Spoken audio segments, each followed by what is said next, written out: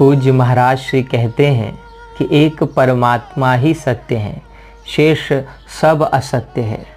असत्य का अर्थ है जिसका अभाव हो। जो वस्तु नहीं है वह असत्य कहलाती है। जिस वस्तु का अभाव होता है वह दिखाई नहीं देती, पर संसार तो दिखाई देता है। फिर संसार असत्य कैसे?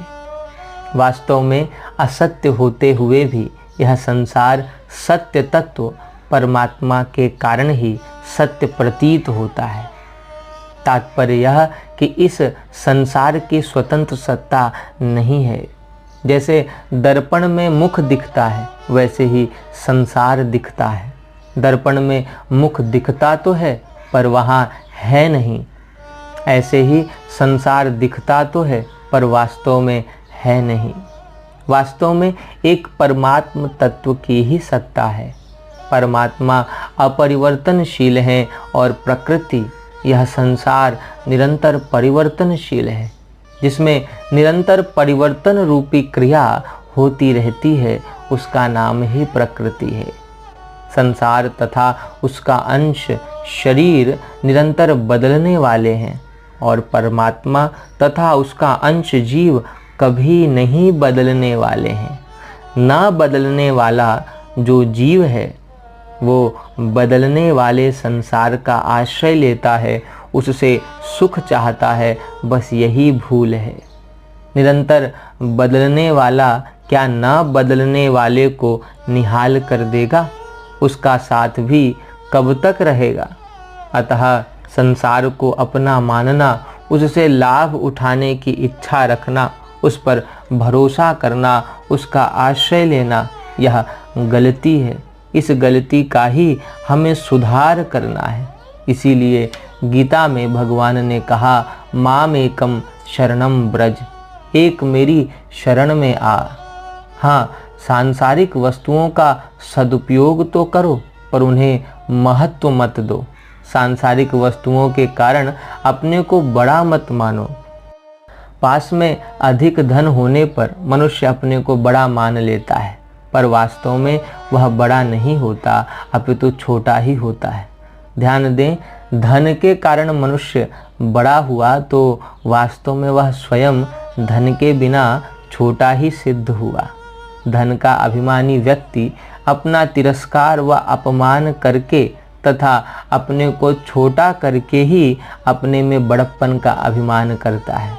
वास्तव में आप स्वयं निरंतर रहने वाले हैं और धन, मान, बड़ाई, प्रतिष्ठा, पद, अधिकार आदि सब आने जाने वाले हैं।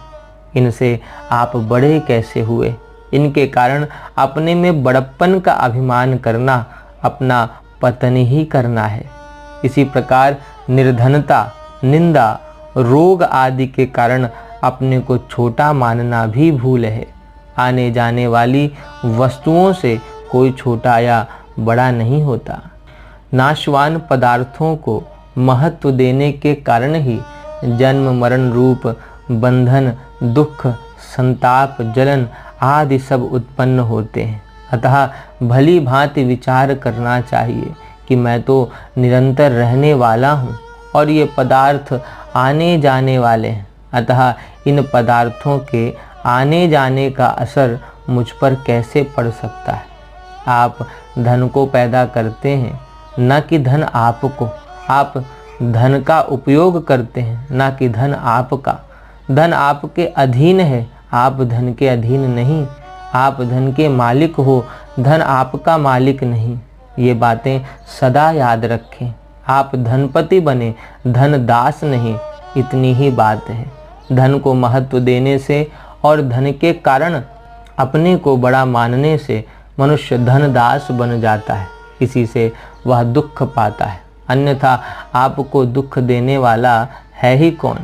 धनादि पदार्थ तो आने जाने वाले हैं।